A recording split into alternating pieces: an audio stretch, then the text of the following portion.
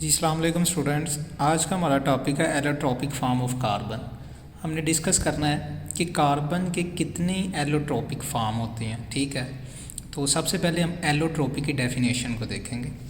Allotropy की definition है the property of some chemical elements to exist in two or more different forms.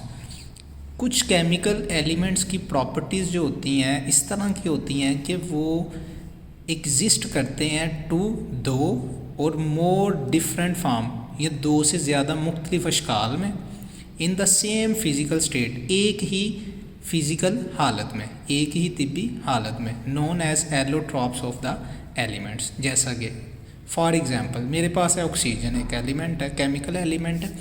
Oxygen जो है ना, एक वक्त में कैन एग्जिस्ट O2 डाइऑक्साइड यानी oxygen gas, O3 ozone, O4 tetraoxide. इन तीनों फॉर्म में ऑक्सीजन एलिमेंट क्या करता है, एग्जिस्ट करता है। तो मोर देन 2 फॉर्म्स, ठीक हो गया। लेकिन हमने डिस्कस करना है allotropic form of carbon. Carbon की कितनी एलोट्रॉपिक फॉर्म है, ठीक हो गया। तो कार्बन की जो एलोट्रॉपिक फॉर्म है उसमें सबसे पहले है डायमंड, नंबर 2 ग्रेफाइट और नंबर 3 बकमिंस्टर फ्लोरीन, जिसे बकी बॉल्स भी कहते हैं। ठीक है, ये बकी बॉल्स ये जो है इस्तेमाल किया जाता है लाइट लो वेट एलिमेंट्स बनाने के लिए भी, हीट या इलेक्ट्रिसिटी को डिटेक्ट करने के लिए भी, और भी बहुत सी चीज़ों में इसका बहुत सा इस्तेमाल है। ठीक है, लेकिन हमने क्या पढ़ना है जी, डायमंड। ठीक हो गया। तो डायमंड कार्बन की एक एलोट्रॉपिक फॉर्म है। तो डायमंड में देखते हैं जी, कहते हैं diamond is composed of carbon atoms. Diamond जो है कार्बन एटम से मिलके बना है। अरेंज्ड होते हैं ये इन अ टेट्राहेड्रल कॉन्फ़िगरेशन। ये सारे कार्बन एटम्स जो हैं तरतीब दिए होते हैं एक टेट्राहेड्रल शेप में।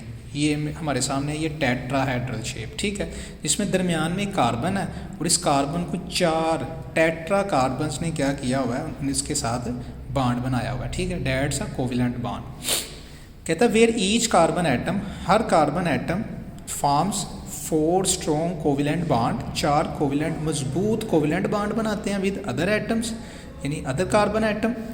Due to this strong bonding, इस तरह की मजबूत बॉन्डिंग की ही वजह से डायमंड आर अनएबल, ये इस काबिल नहीं रहता टू कंडक्ट इलेक्ट्रिसिटी, कि वो इलेक्ट्रिसिटी को कंडक्ट कर सके।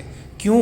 बिकॉज, क्योंकि all the outer shell electron of carbon, क्योंकि कार्बन के जो आउटर शेल इलेक्ट्रॉन होते हैं आर इन्वॉल्व, वो क्या होते हैं, बिजी होते हैं इन स्ट्रॉन्ग बॉन्डिंग, इस तरह की मजबूत कोवेलेंट बॉन्डिंग बनाने में। लिविंग नो फ्री इलेक्ट्रॉन, जिस वजह से कोई फ्री इलेक्ट्रॉन बचता ही नहीं फॉर इलेक्ट्रिकल कंडक्टिविटी, जिसकी वजह से इलेक्ट्रिकल कंडक्टिविटी हो सके, इसलिए diamond is a non conductor of electricity. So students, आज के लिए इतना ही काफ़ी है। इंशाल्लाह कल हम मज़ीद इसकी टाइप्स को डिस्कस करेंगे। ओके जी, अल्लाह हाफिज़।